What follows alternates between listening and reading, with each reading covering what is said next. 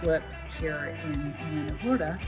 And this is great. This is right up my jam because it's an older home. And I know a lot about older homes because I invest primarily in Savannah, Georgia. So this home is really cute. I'm not going to show the whole thing, but it's been added on to, okay? And we all deal with it when we buy a property.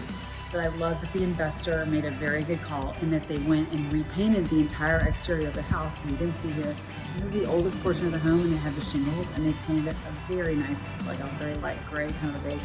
You can see here, they have the new exterior. So this is a totally different exterior than this. And it can be very distracting and it can make your home seem a lot older. But what they did was they came and just spent the money.